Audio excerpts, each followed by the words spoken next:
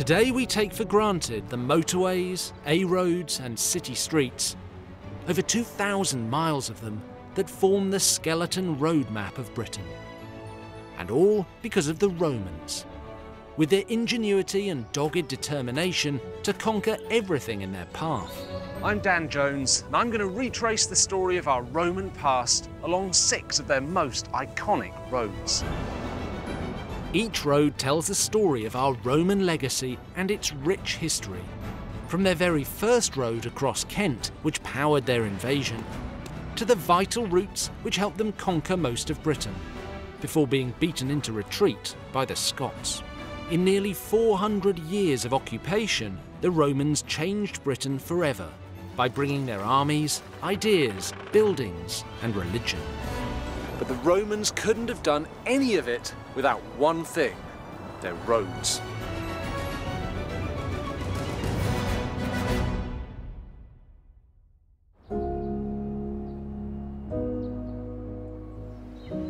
This time I'm walking along Ermine Way. It's a road that cuts into the heart of industrial Roman Britain, through the mines and fields that kept the engines of empire firing. Ermine Way stretches for around 75 miles and was effectively the M4 of its day. It starts in Silchester near Reading and runs west through the Cotswolds towards Cirencester and Gloucester. From there it links to the road system built by the Romans in Wales to exploit the valuable mineral resources there. Ermine Way has a similar name to that other major Roman road, Ermine Street, which runs from London to York, but they're totally different. We don't know how the Romans referred to them because they acquired their current names centuries later. Ermine Way is arguably the most industrial of all our Roman roads, and reveals how the Roman conquest of Britain wasn't just about military glory. Our land had resources in abundance: iron, lead, clay, wood and manpower. The Romans gave us the impetus to exploit them on an industrial scale for the first time, and showed us the skills to transform them into valuable goods. The Romans weren't just here to rule, they were here to industrialise the natives for the good of the empire and line their own pockets. People often ask, what did the Romans ever do for us? But I want to find out, what did we ever do for the Romans? My journey starts at Silchester, or to call it by its Roman name, Calleva. Just 10 miles from Reading, it's been called the British equivalent of Pompeii. When the Romans left Britain, no town sprang up on top of it, which means Calleva is very well preserved under the soil. Archaeologists have been excavating it for more than 100 years. The city would once have covered 99 acres, surrounded by a defensive wall, one of the few Roman remains visible above ground today. Professor Michael Fulford has been studying Calleva for 20 years. I'm hoping he'll tell me how the road network helped make this prosperous and well-defended settlement possible. Tell me about these walls. I mean, they seem enormous and they go on for, what, a mile and a half. Why were they built at such scale? They are fantastic, and also a tribute to the road system, because the stones which are used for these levelling courses, these come from literally all points of the compass. So you've got stone coming in from the direction of Swindon, along the roads from there. You've got stone coming in from the north, from Oxford, Farringdon, that area, from the southeast, from the Western Weald, sort of the Hampshire-Surrey border. The nearest material is the flint here. The nearest source is, what, 6 or 7 miles down south towards Basingstoke. So it's a tremendous tribute to the effectiveness of the road system that this wall is here at all. So I suppose when they decided they wanted to build this wall, it was a call in all directions for stone wherever we can find it. Yes, yes. And then the carts to carry it, because we're talking about tens of thousands of cartloads to bring the material for a wall which is at the base. It's 10 Roman feet thick at the base, and it narrows a bit as you come up towards the top. How did the road network help with Silchester's prosperity, and which roads came into the town? Well, you've got the main road coming out of London coming through here, and that's the road basically which takes all traffic to South Wales and all traffic down the southwest right through down to Exeter. So Silchester was very well linked to other towns in Roman Britain? Yes. And was that part of Silchester's prosperity?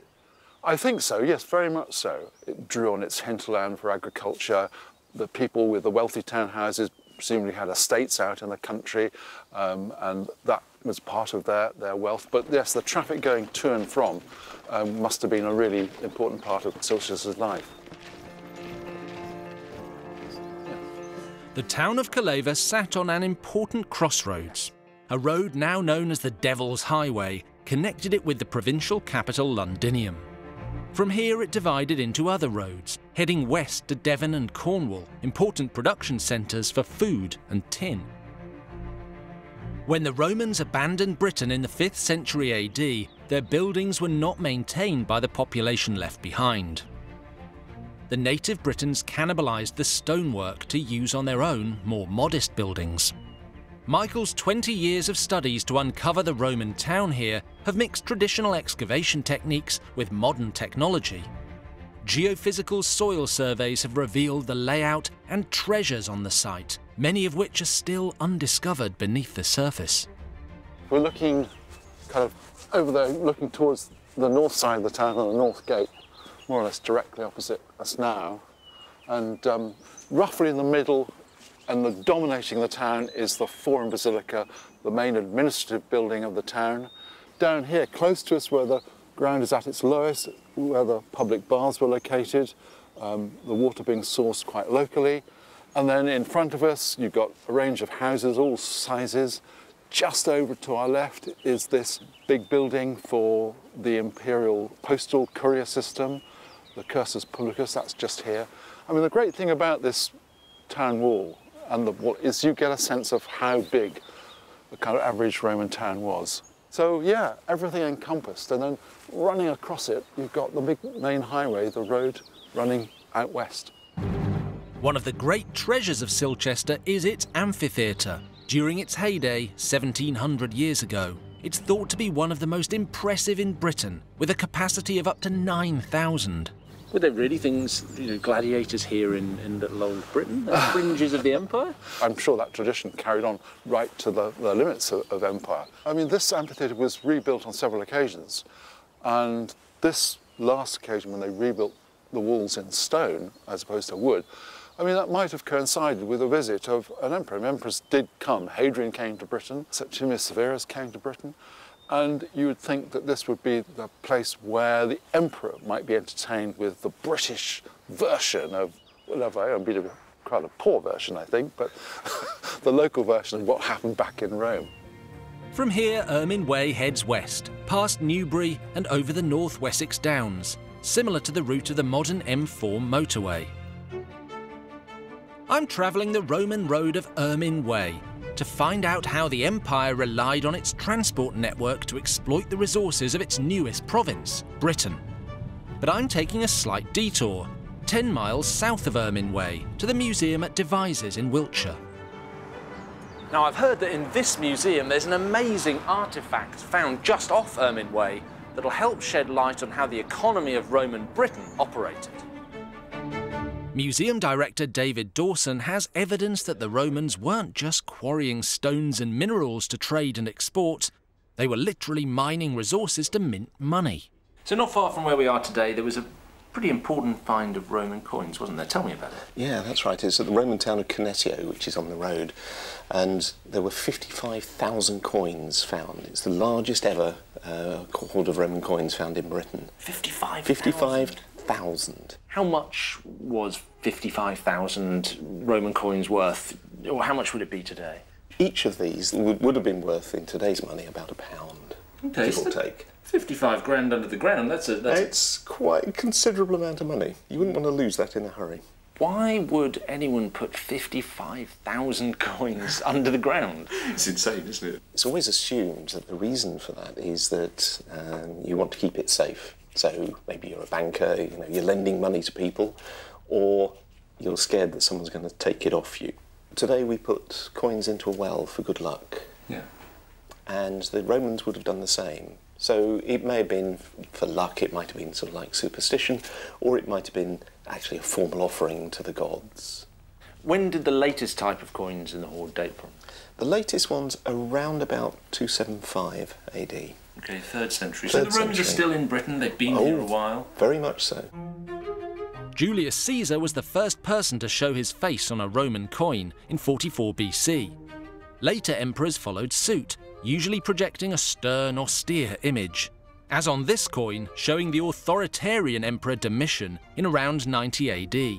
How useful are Roman coins when we're trying to put together a picture of what happened in Roman Britain? Well, as an archaeologist, they're absolutely vital because this coin, we know, was struck in AD 275. So if you have a wall and you find the coin under the wall, it means it gives you the date it was built. Right. So absolutely essential. But also the pattern of the coins, with how many are found and where. So that if you're looking at a site like Cunetio and you pick up coins from the surface, it gives you the dates in which the town was in use. So really useful. But also it gives you an idea of the economic activity.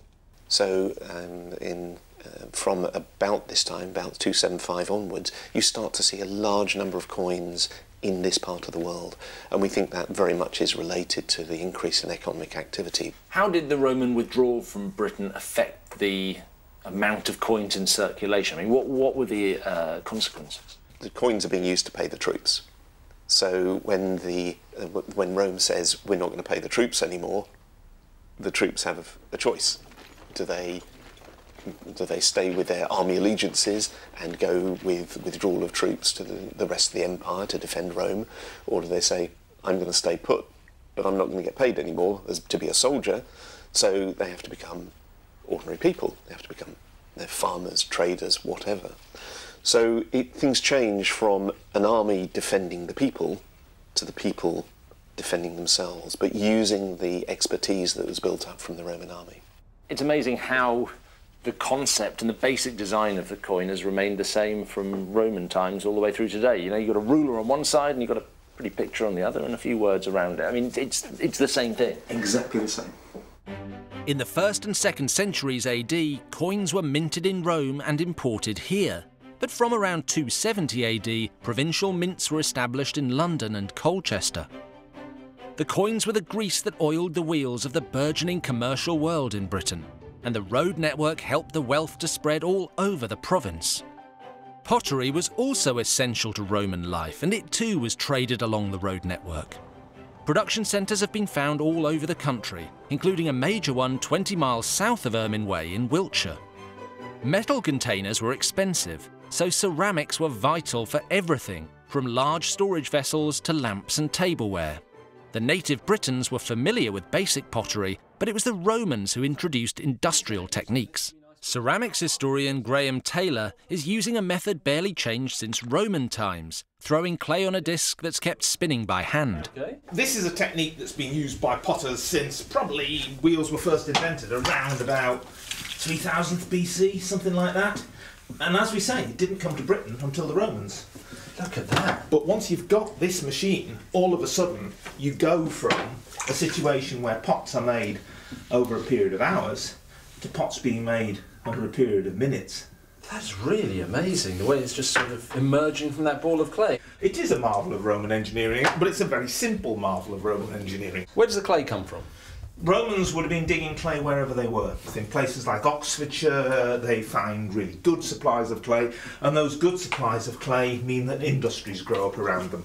What would a potter's workshop have looked like? You'd have had just this one-man band? There would have been quite big workshops, probably thousands of potters working in the same area, exploiting a really, really good source of clay. What sort of people were coming and buying pots? I mean, why do they need so many of them? Well, we know that if you excavate a Roman fort or a Roman settlement, what you find is a heck of a lot of pottery. It seems to have been considered relatively disposable, so the cooking pots and things would have cracked after a certain amount of use, and they would chuck them out and they'd go and get another one. We don't know how much it was, but it must have been relatively cheap. How did these sort of new mass-produced pots change the lives of people once the Romans arrived? You start to see pottery industries growing up very quickly, and you start to see those pottery industries expanding outwards. Interestingly, towards the end of Roman rule, once the Romans abandoned Britain, probably within 50 years of the end of Roman rule, potter's wheels almost completely disappeared again. How many could they churn out a day? Well, I mean, a jar like this, it would be pretty easy for a potter to be knocking out 100 a day, something like that. 100 a day? Yeah. And there you go. There's your pot. And as you can see, at this stage, it's quite soft. So You made this look easy. it is easy after the first 10,000. By the 2nd century AD, a domestic industry had grown that could compete with the continent. Kitchenware made in Dorset has been found at the empire's northern border in Germany. Graham makes pottery look easy, so I'd like to try my hand at this ancient Roman craft. So Right. get that lump of clay and stick it in the middle of the wheel first. Oh, Okay, grab clay that. first, yeah. Whop that. Give Whop it? Yeah, give Technical it a term? Yeah, technical term. That should do it. Don't let that stick get too deep, because there are trip hazards down there. Okay, And then you put the stick down, Yeah. water onto the clay, a scoop Yeah. of water. Pass me that Seems to have stick. stopped. I'm going to give you the master's high-speed spin here. Fine, So all right. hands out the way. Yep. And I mean seriously keep the hands out the way, because people sometimes try and reach for the clay while I'm doing this, which is unwise. That would be a broken wrist. Yeah, that right could be. now. What's Right, now? there we go. And you've got speed. Squeeze that clay as if you're trying to force the whole thing into the middle. Wrap your thumbs over the top so as you stop the top going too far wide. Right. Squeezing it in the middle. More water on it, maybe. A little bit more water on your hands. Get your hands really wet. Soak it. That's it. Yeah. That's it. Now you can start to put a hole down the middle of that, maybe. Yeah. Down you go. So sort of bore down as if you're heading for the wheel head. Yeah. So that's it. That's good. Excellent. Okay. Okay, now once you think you're far enough down, That feels left fine. hand still inside, right hand on the outside, Yeah. pressing against one another. Yeah. So they're pressing together and start to Okay. draw the clay upwards. Come on. Hey! You've made a start. I've made a start, and I've even arguably made a pot. You have made a pot. Just not a great pot. I mean, it's sturdy. So far, Ermine Way has crossed 60 miles from Silchester across the North Wessex Downs. Next, it follows the route of the modern A419 to the market town of Cirencester, at its height the 2nd largest town in Roman Britain, known as Corinium Dubanorum. Standing at the junction with another major Roman road, Fosse Way, the town saw a lucrative trade in wool and metalwork and used resources from across the country. It became a thriving economic hub. The Romans invaded Britain, at least in part, because of its valuable mineral resources, but just as important was its fertile agricultural land. And it wasn't long before Britain was known as the breadbasket of the Northern Empire. 17 miles from Cirencester, Ermine Way is referred to as Ermine Street, but it has nothing to do with that great road north from London to York. Close by stand the ruins of Great Whitcomb Villa. One of the largest Roman houses in Britain, it's part of a cluster of very wealthy villas in the highly fertile Cotswold area. The great Roman historian Tacitus, describing the conquest of Britain by his father-in-law Agricola, described Britain's soils, and he wrote they are productive of crops, except for olives, grapes and other natives of warmer climes, and rich in cattle. Crops are slow to ripen but quick to grow. Both facts due to one and the same cause, the abundant nature of the land and sky. I'm meeting Susan Greeny, one of the historians involved in looking after Great Whitcomb Villa. I'm particularly interested in Roman Britain's agricultural past. So tell me what we're looking at here. So this is the remains of Great Whitcomb Roman Villa, and it was built around the end of the 2nd century AD, and it's one of the largest villas here in the Cotswolds, so it's the home of a really rich and wealthy and well-connected family. How important was the road network to getting this kind of agricultural wealth? We're about a mile away from Ermine Street here. It's not that far, you could walk to it very quickly. And that's the main road between Gloucester and Cirencester. And so for the people to go to work, if they've got administrative roles, if they're playing a part in Roman government, that's where they would need to go to work, in effect. But it's also where the markets were. So Gloucester and Cirencester both had big markets. They could take their produce that was grown here on the estate and take it very quickly to market. So the road system is really key to where this villa is situated. And would this have been a sort of one of those luxurious palatial villas, or is it something more functional? Basically, yes, it was a very high-class building. It had painted wall plaster, bathhouse, underfloor heating, lovely dining rooms. It was like a stately home, in effect. but it was also the centre of industry. So villas were not just homes for a family, but they were also the centre of an estate. And they were places where people would live as slaves and as free men working on the land. There's industry happening here. There's a big centre of agriculture here. So it's a working place as well as a retreat. What evidence has been found here to show that it had this agricultural function? One part of the villa near the kitchens is where there's a large barn structure, so that we know people were storing grain, probably spelt, and other products from the surrounding landscape.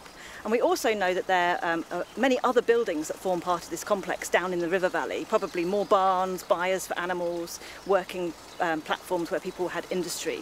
So there's a whole complex of activity happening here.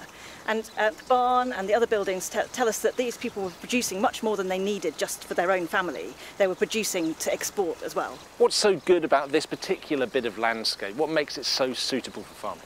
Well, you might be able to hear there's a spring running behind us. We have fresh water here, which is a brilliant thing that you need for any home. You're also in this beautiful secluded valley on the edge of the Cotswold Scarp, so we can see right down across what is now pasture, and that would probably have been pasture for cattle and for sheep in the Roman period as well. And then down in the valley you've just got incredibly fertile valley system where you've got lots and lots of nutrient-rich fields where perfect for growing the wheat and the grain that was needed. Grain was the fuel that kept the empire running. Spelt, barley and emmer wheat for bread had all been grown here before the Romans arrived, but never on such a grand scale, and the demand was high for these crops. It's estimated that at the peak of the Roman occupation, the soldiers in Britain alone were consuming 33.5 tons of grain each day. So Britain had this reputation of being the breadbasket of the northern part of the empire.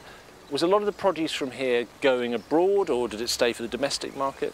Some of it would just have been for the family and their hangers-on here, as it were, but a large proportion of it would have been taken down to the markets, down Ermine Way, to Cirencester and to Gloucester, where there would have been markets to trade the produce.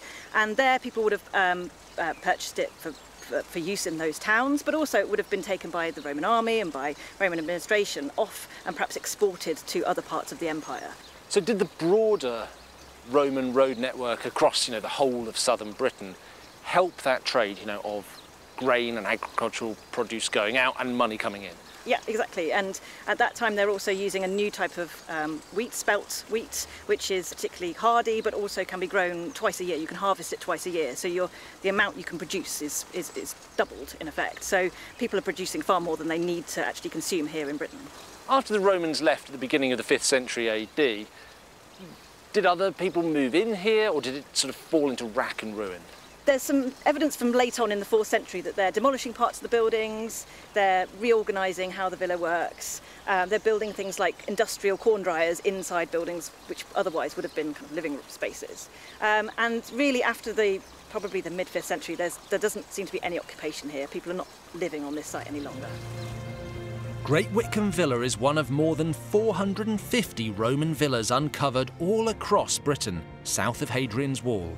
It shows that Roman agricultural expertise reshaped the British landscape and industrialised farming for the good of the empire, and generated enough income for the occupiers to live in style. I'm travelling the route of Ermine Way, the Roman equivalent of the M4.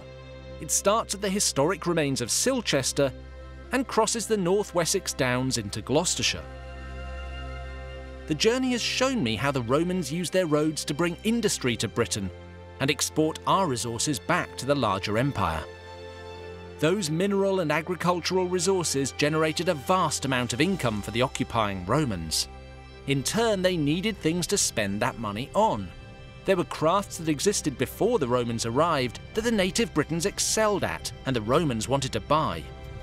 Not far from Ermine Way, I've come to Tetbury in Gloucestershire to meet Tim Blades, an expert in Roman-era metalworking.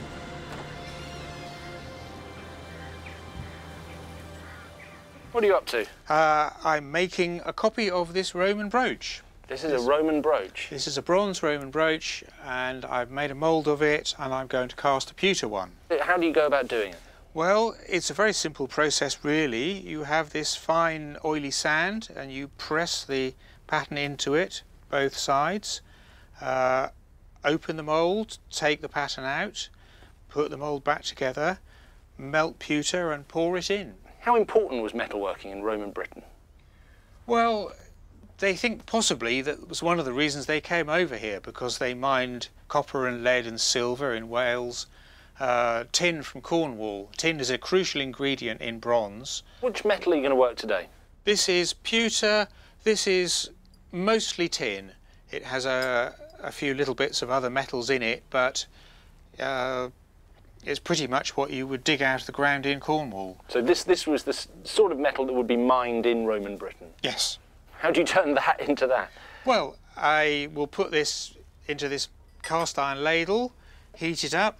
So now you're burning propane here. What sort of temperature does this burn at? This goes up to over 1,000 centigrade, but the metal will melt and be usable at about 375.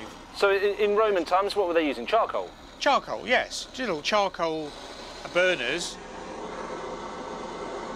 How do we know so much about Roman metalwork? Well, they dig it up all over the place. Things got lost. You know, your house burns down and bits drop into the ashes and aren't found. So you can see it's molten now. Wow, so it looks just like soup. You wouldn't want to drink it, obviously. You wouldn't want to drink it, no. Moment of truth. Let's see. Gone. That's it. Now how long does it take to cool? I can see in there that the top of it is just setting now. So this is pretty quick manufacturing if you know what you're doing. Making the mould is what takes the time. Actually pouring the metal is quite quick. The Romans didn't have buttons or zips, so brooches had a simple but important function to hold clothing together. But they also served as a decoration. The more elaborate the brooch, the more affluent the wearer. Does it always work? Mostly. Wow. There we have it. So this is still a bit hot to handle. This is still a bit hot to handle, yes. I don't want to burn my hand. So there we go. You can see, not very hot. No, there was no steam or anything like that coming off there, was there?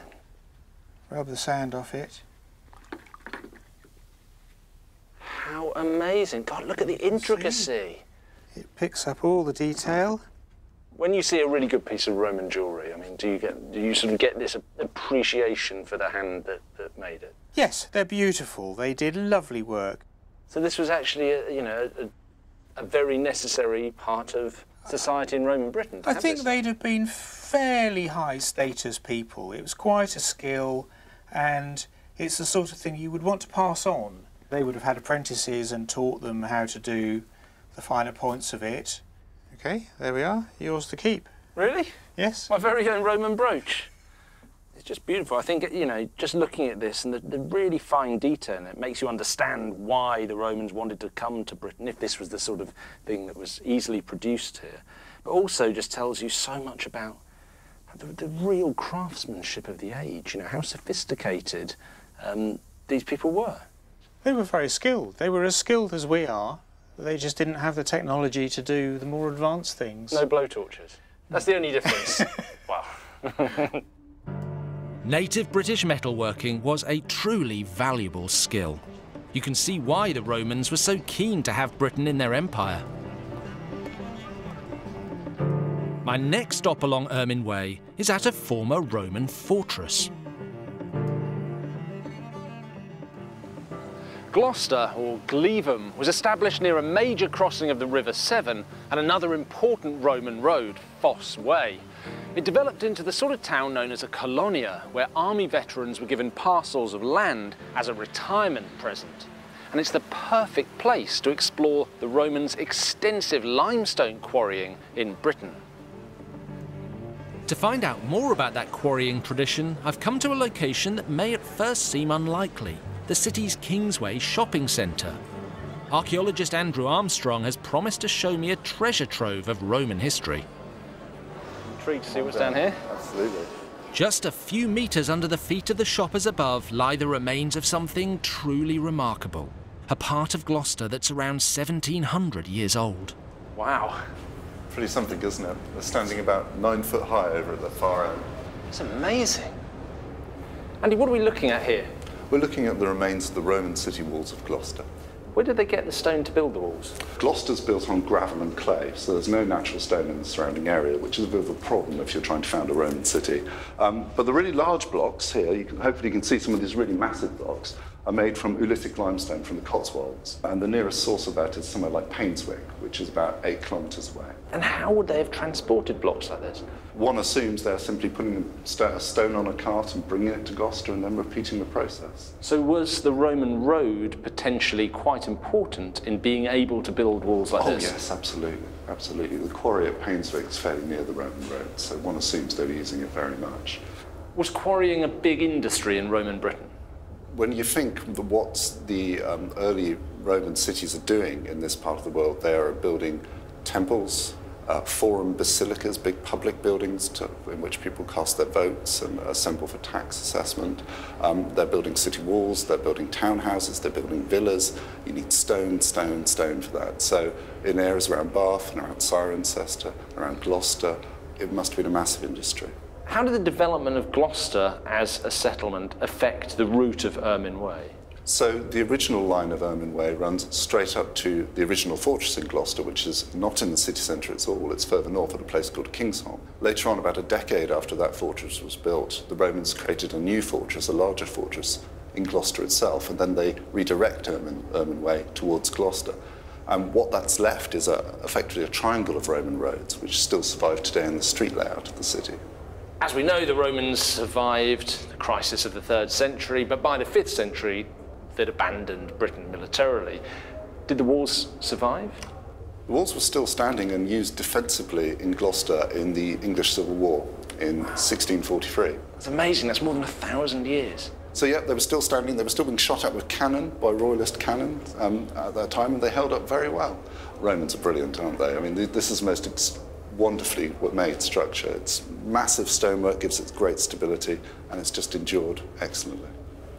The walls served a defensive function long after the Romans left, but 4 centuries of building on top of the remains since the English Civil War means they're now buried under modern Gloucester. Well, those city walls are pretty amazing. And clearly, with its limestone deposits, its iron and its lead, Britain was bountiful territory for raw materials. While Gloucester marks the end of Ermine Way, the Romans hadn't reached the end of the road in Britain. The city is their launching pad for a whole further network that stretches west into the territory we now know as Wales. As well as the mineral riches in the Welsh mountains, the forests were a valuable resource too. Timber was fundamental to the Roman occupation, and vast amounts were needed for building and as fuel for heating and cooking. It's estimated at least 1,400 acres of trees in the Forest of Dean were cut down. Other than the timber, the local land has also been known for its exceptional grazing potential, even in Roman times. And the wool from sheep and the cloth woven from it was highly valued across the empire. Much of it went to make the most iconic piece of clothing for high-status Romans, the toga. Hi, Ursula. Hello. How you doing? Dr. Ursula Roth is an expert in Roman dress. Why would a Roman have worn this? What's the thinking? Or is this just what you wear every day? This is what you wear every day. The toga that we're going to have a look at in a minute is basically a cloak that goes over the tunic. The tunic itself is the basic garment that everyone would have worn. Everyone would have worn a tunic with a toga over the top or without, or with another cloak. What did they wear underneath? It's not sort of the kind of thing that people talk about a huge amount in Roman sources, but we do think that probably they didn't wear underwear, although we do have a reference to underwear in the Vindolanda tablets. Well, fortunately for us all, I am wearing underpants. What else do I need? Well, you need a belt. Romans always wore a belt with their tunic. Really? And yes. Why? And a tunic without a belt was a bit too sort of loose and sort of a bit too relaxed. Why did Romans wear togas? Well, the toga, as you'll see in a minute, not all Romans did wear a toga, but toga is a very distinctive garment. It's semicircular in shape, Right. which sets it apart from pretty much all the other cloaks of antiquity. It was a symbol of Roman identity and Roman culture, and we have reason to believe that only full Roman citizens, people who had Roman citizenship, that legal status, were allowed to wear it. Right, so I couldn't, if I'm just a sort of player that's sort of snuck in from Germania or from, you know, the north of Britannia or whatever, I couldn't just put a toga on. That would be a bad thing. That would be a bad thing. That would amount almost to fraud, because it was almost like a wearable passport, yeah. Is this how a normal toga went on? There Yes, yes. Zips or buttons or... No, it was a draped garment, which is why it was hard to wear. It's not easy to walk in and gesticulate in properly, and this is part of the grace and the importance of the toga, that you had to sort of behave in a certain restrained and controlled way in order for it not to fall off, essentially. I see. And so that's sort of tied up with how Roman, especially elite men, were expected to be. As you can see, it's sort of 3 lengths of a man's body, so it's quite a large garment. Of course, originally this would have been made out of wool. Wool? Yes. That's got to be hot. Yes. Why would they wear such a hot garment? Why do men wear suits and ties these days? Do they really enjoy it? Yes.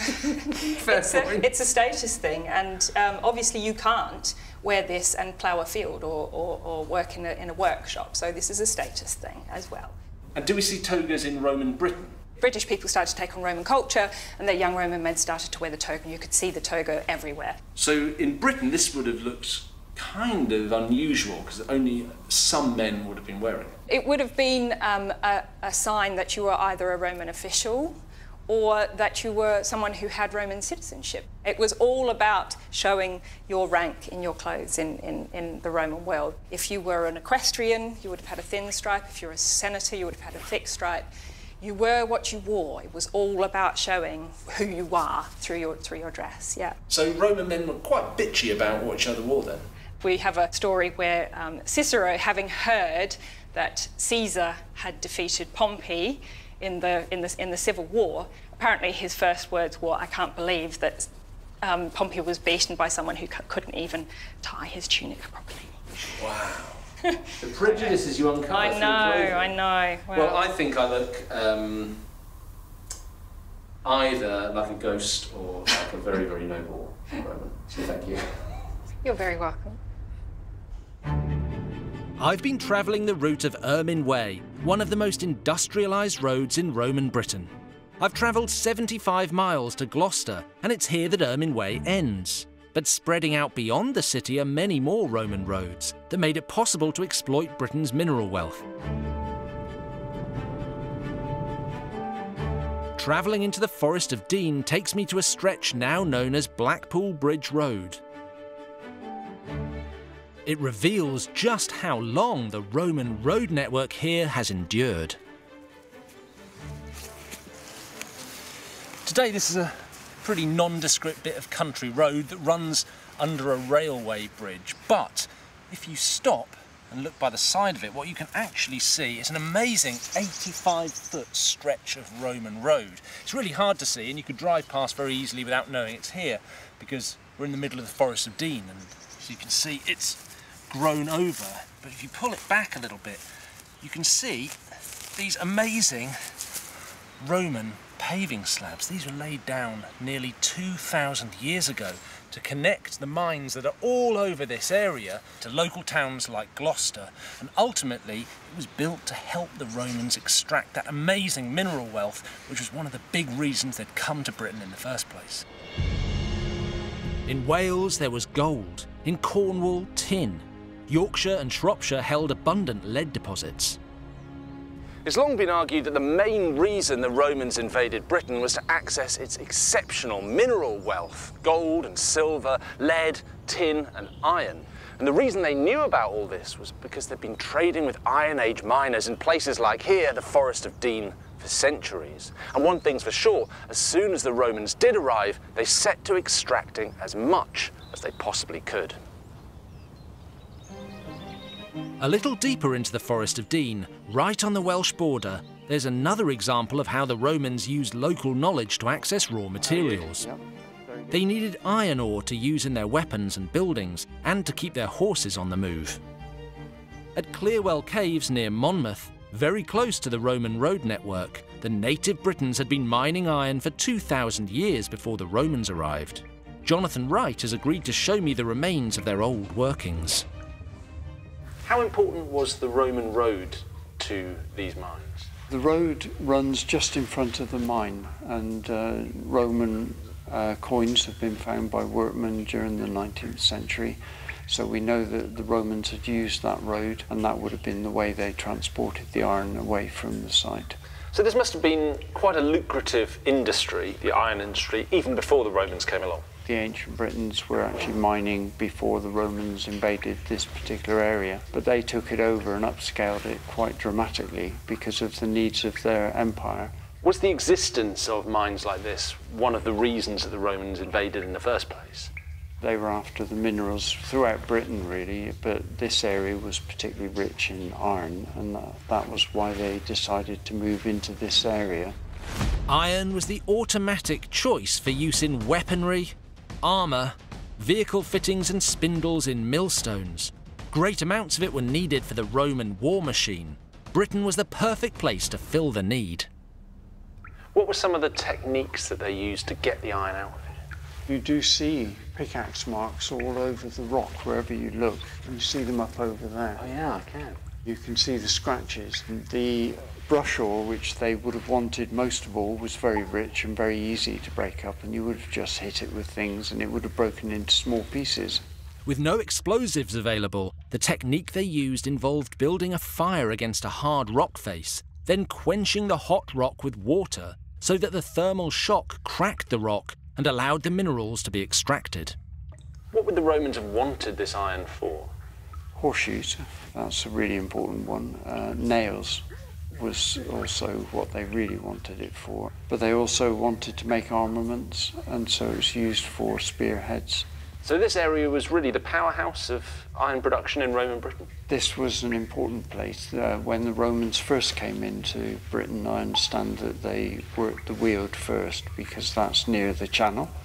But very quickly they transferred up to the Forest of Dean because the iron was so easily accessible. The Roman author and historian Pliny the Elder wrote about conditions in Roman mines. He said, "Mountains are excavated by the light of torches, the duration of which forms the set times for work, the workmen never seeing the light of day for many months together.